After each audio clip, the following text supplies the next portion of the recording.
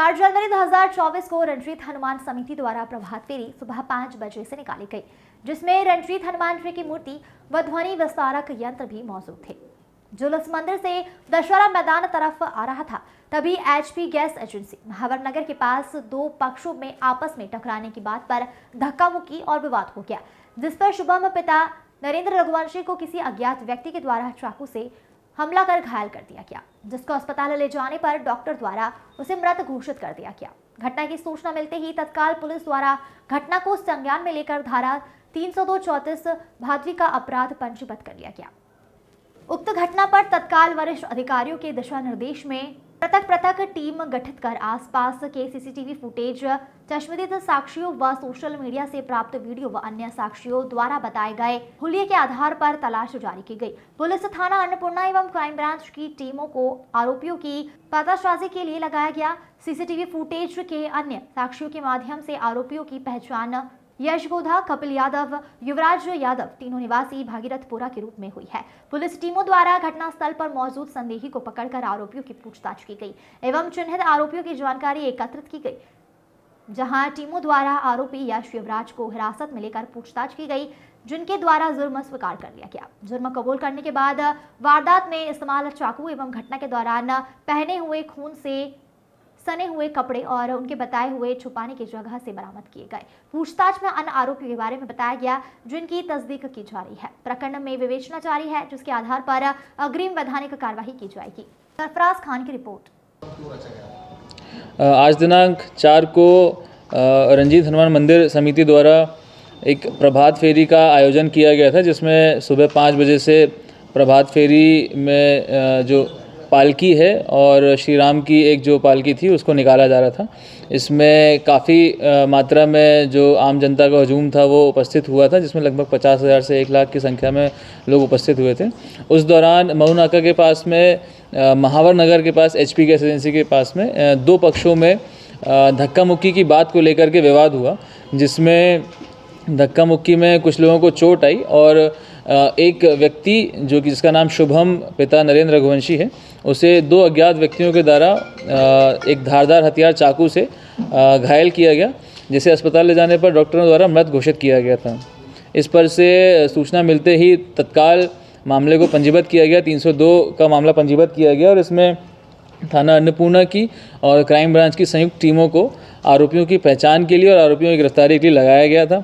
घटनास्थल से चक्षुदर्शी साक्षी, कुछ 6 से 7 संदेही और आसपास के लगे हुए फुटेज सीसीटीवी के और लोगों से पूछताछ करने के बाद में 3 मुख्य आरोपियों की पहचान हो पाई थी, जिनके नाम यश पिता जितेंद्र गोधा है, कपिल पिता परशुराम यादव और युवराज पिता चंदर यादव। ये तीनों भागीरथपुरा के रहने वाले हैं और इनके अलावा अन्य कुछ लोगों की सहभागिता पाई गई थी। पृथक क्राइम ब्रांच की और अन्नपूर्णा थाना की टीमों के द्वारा इनको गिरफ्तार करने के लिए प्रयास किए गए और इसमें यश पिता जितेंद्र गोधा और युवराज पिता चंदर यादव को गिरफ्तार किया गया। गिरफ्तार करने के पश्चात पूछताछ में इनके द्वारा जुर्म करना कबूल किया गया और घटना में इस्तेमाल किया गया जो चाकू था वो और घटना के दौरान पहने हुए कपड़े जिसमें खून लगा हुआ था, उनको इनके द्वारा छुपाई गई जगह से बरामद करवाया गया। इस प्रकार से फिलहाल 2 आरोपियों की गिरफ्तारी हो चुकी है। एक आरोपी कपिल यादव फरार है और अन्य कुछ आरोपी संदेही हिरासत में हैं, जिनसे पूछताछ करके बाद में पृथक से इन्हें आरोपी बनाया जाएगा। चाकू कहाँ से आया सर आरोपियों के पास में? आरोपियों के से पूछताछ में बात सामने आई है कि फेरी के दौरान ही उन्होंने कुछ अन्य लोगों से विवाद करके चाकू छीना था। मुख्य कारण सर मृतक शायद तक किसी संगठन में जुड़ा था, इसकी जानकारी है क्या? भारतीय जनता पार्टी युवा मोर्चा इस घटना में जो मृतक है शुभम पिता नरेंद्र रघुवंशी वह बजरंग दल का कार्यकर्ता था और उनसे जुड़ा हुआ था। मुख्य कारण क्या रहा इसका? घटना का मुख्य कारण यह सामने आया है कि जो आरोपी पक्ष के लोग हैं वे जो डिवाइडर है उस पर चढ़ करके फेरी की यात्रा को देखना चाह रहे थे। उस दौरान स्लिप करके एक पक्षी ऊपर गिर गए थे। इस दौरान उनके आपस में विवाद हुआ, हाथापाई हुई और हाथापाई में आरोपी पक्ष का एक व्यक्ति जो कि कृष्ण प्रजापति जिसका नाम है, उसके साथ मारपीट की गई, जिसके सर से खून निकला। इस प्रकार तत्कालिक विवाद में आक्रोश में आकर आरोपी पक्ष के यश और युवराज के द्वारा जो मृतक है उसे गले पर चाकू से वार किया गया और उसके बाद उसकी मृत्यु हो गई। बैकग्राउंड क्या है सर इन लोगों युवराज जो है वो ट्रक खाली कराने का काम करता है और यश सैनिटरी नैपकिन्स की जो पॉलीथीन होती है उसकी कटिंग का काम करता है। सर आपके यहाँ पर्याप्त बल था, पर्याप्त लगाया गया था, गजेटेड ऑफिसर लगाए गए थे, लेकिन जिन आरोपियों ने चाकू छीना है वो भी खुलेआम चाकू लेके घूम रहे थे। क्या सिविल में जवाब नहीं थे? इतने बड़े भव्य आयोजन में दिखे नहीं कि और अन्य कौन लोग? जी ये प्रभात फेरी का कार्यक्रम जो है लगभग हर वर्ष होता है और इसमें हर वर्ष पुलिस की व्यवस्था लगती है। पुलिस की व्यवस्था इस बार भी चाक चौबंद लगाई गई थी, जिसमें 3 गजेटेड ऑफिसर्स लगाए गए थे, 8 TIs लगाए गए थे और काफ़ी भारी मात्रा में पुलिस बल लगाया गया था। इसके अलावा रंजीत हनुमान समिति के लगभग 450 वॉलंटियर्स भी थे जो इस व्यवस्था को लगाने में लगे हुए थे। इनके द्वारा व्यवस्था को सुनिश्चित कराया गया था।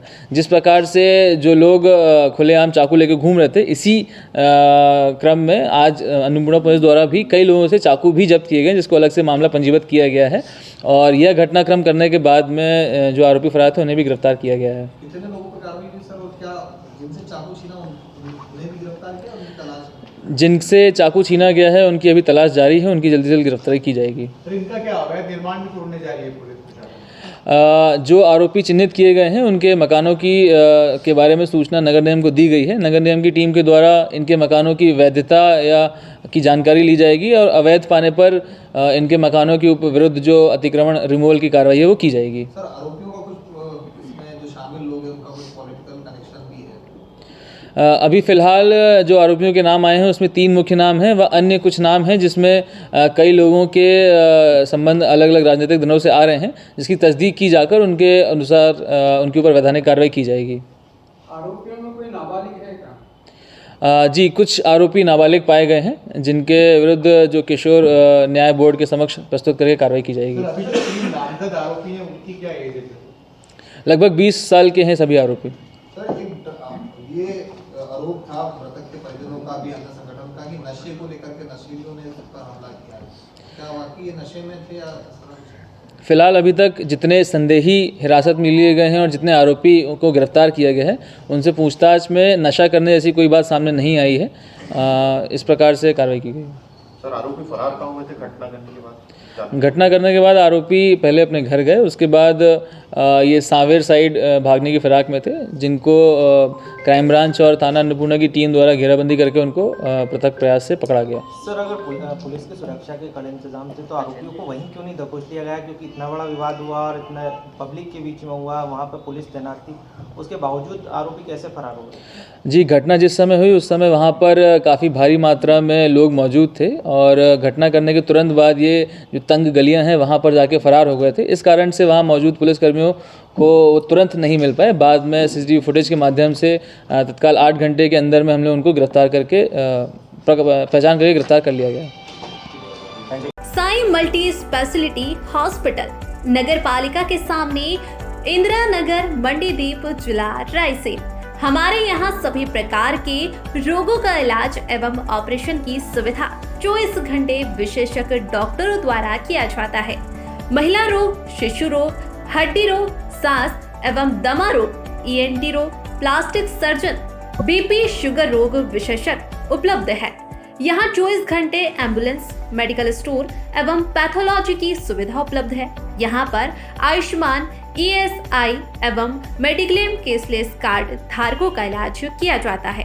ज्यादा जानकारी के लिए संपर्क करें 9425022837 9893547451।